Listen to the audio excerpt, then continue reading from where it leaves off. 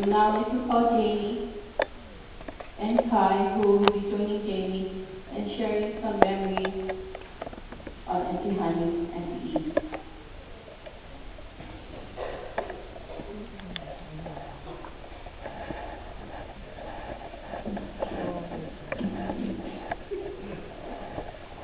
Good evening.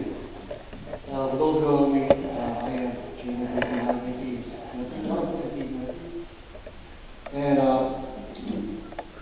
writing Eulogy, it was amazing. There's so many memories of Aunty that I can remember, but most of it I can't. So I wrote down most of the fun memories that I have of her. I remember the day that Guy called me and asked me to Jayme, do you want to hear a eulogy? Sure, of course. It was an honor, give an honor to honor to do. Even though Aunty's not here on earth, she's not present. She's not present in the world, and that's what I do. This past few weeks, all I've been thinking about Aunty when I drive home from work, and every time I think about her, the tears go down my eyes. Well, they were fun memories. Memories that go back as far as Wyoming days. And I practically spent my whole toddler years with her. She raised me up until before I began kindergarten.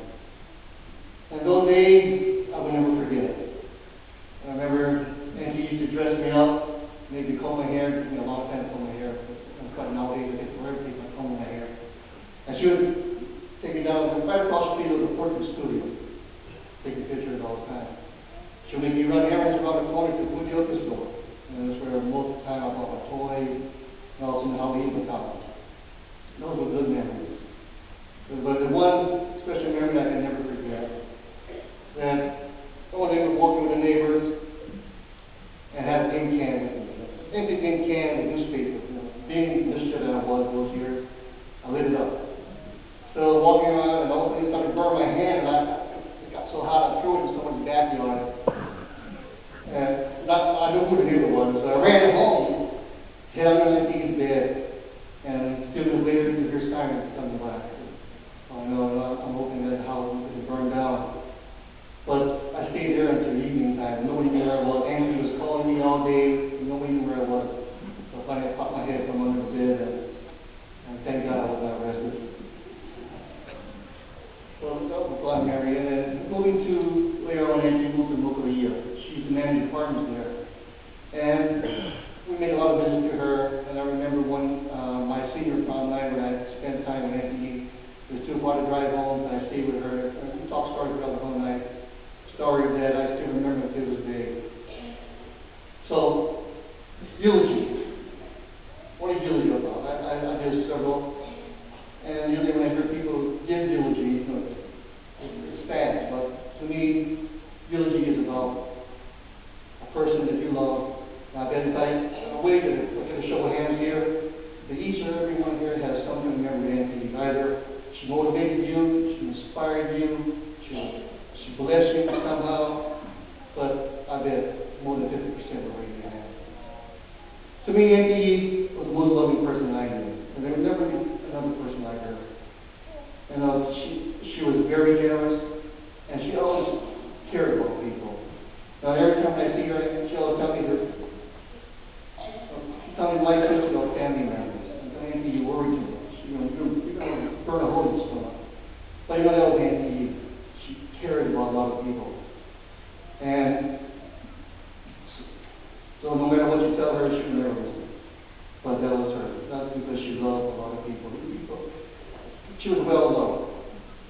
And when she moved to Eulogy, I remember the day she moved to Eulogy, I consider him my younger brother. Kai came into the world, and Aunty raised him up. And every year, until 1993, we would come to California. Every year, we go to Disneyland, go to Mossberry Farm, and especially, we've got to make a trip to Las Vegas. And when Kai was young those days, Teresa was my wife, Rachel, we all went every year. And late at night, she would visit with the kids and babysit. And she would go downstairs and play. She loved to play. She had a big machine. She was always lucky with the machine. And when she returned to the room, she was always smiling. Why are you smiling? but she always wins the jackpot. No matter what, every time she comes up with a new jackpot. So she wakes up everybody. So we end up eating a late night breakfast, we would call it breakfast, late night dinner, and we have a great time. So those are memories that when Aunty comes up in the mainland, I'll never forget that. The sad part when both Kai and Aunty leave us. Every year we take them to the airport, and you know, seeing them, like you don't know when you'll see them again, but you make an extra effort to make the trip to Hawaii. You know, being away from Hawaii for the last 33 years, it's kind of hard because I don't see Aunty every time. I remember when I was a kid, in Kaliki days, Aunty used to come up to the house. And when she leaves the house, I always follow her to her car, come back in the house, and my sister's brother asked me, "Did she give you money?" I said, "No, never." I would never ask him, Aunty anything at all, no money, but she always gives me something. She always worried about, Jayme, this is for you, buy what you want. And that was the way Aunty would bless me, and I thank God for that. And I remember one day when Aunty was up there, and she sees Marisa putting on cream on her face every evening, and Aunty was interested in that, so she asked Marisa if she could put some on her face. So she did that on her face, and then I think it was the next morning. Next morning, she gets up, her face broke up, all in red. So we took her to emergency, and the doctor gave, I guess, some antibacterial cream, and a few days later she was okay. That was one memory I remember, that never forget. And also, especially on our wedding day, we had a Rochelle restaurant in Long Beach, and the restaurant was kind enough to give us a honeymoon suite, so-called honeymoon suite. I think it was a small restaurant, small hotel chain. And next morning, I heard him knocking on the door. Who would be knocking at 6 o'clock in the morning? I think it was 6 o'clock. It was early. So as I was approaching to the door, all of a sudden I hear, "Jayme! Jayme, we're leaving!" That was Aunty. That morning, until this day, I will never figure out how she knew where we were. So she had her way, she found out what room we were in, and that was the story.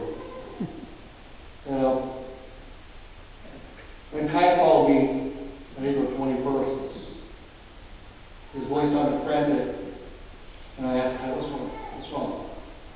The Auntie's in the hospital. Mom's in the hospital. So, what's wrong? What happened? Well, she went through surgery, and without hesitation, I said, we'll be there tomorrow. So we booked our flight that same night. Marisa and I flew out on Monday. Teresa came on Tuesday. And not seeing Aunty coherent for the first 2 days was sad. We didn't know what the outcome would be, so I immediately prayed about it. Now, the third day, Aunty was up and talking. She was in a whispering voice, but at times her voice was loud.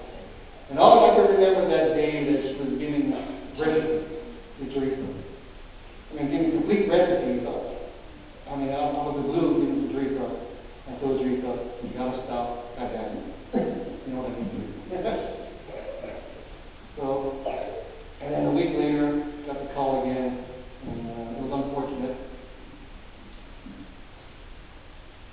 But the only thing I think is, although Aunty is gone from the earth, I know she's present with the Lord. I'll be talking story with Jesus.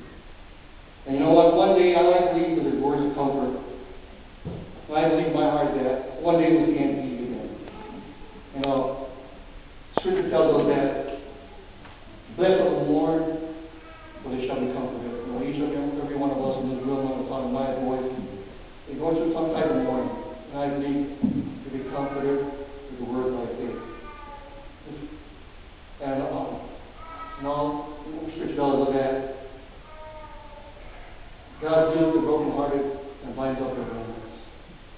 And in Revelation, I recall that when Jesus comes back, when New Jerusalem comes back, when he sets up the kingdom of earth, either before that happens or we go to heaven, we'll see Aunty again. She'll be in her new glorified body. We'll see her smiling on that.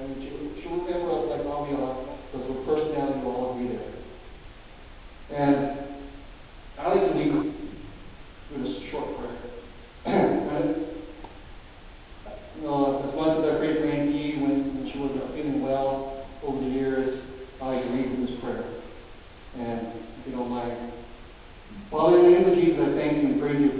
Lord. I thank you, Father, that your word does not return unto you void, but it accomplishes that which you please and promises anything where you sent to do. Father, I thank you and praise you for everyone under the sound of my voice in this room, that you would bless their heart, comfort their heart, Father, and we know that you do all things through Christ who strengthens us. And Father, we thank you and praise you for giving me the opportunity to honor and to you who honor is due. Father, I know, I believe that she is in the presence of you. And Father, like I said before, she's taught me story. That's who and he can do that. And Father, we praise you and thank you for the word. We thank you, Father, that we believe that we shall see him again, Father, in your new glorified body. And we thank you and praise you, Father, that you continue those who mourn, that you will comfort their hearts. And we thank you and praise you for all this in Jesus' name. Those who do this prayer.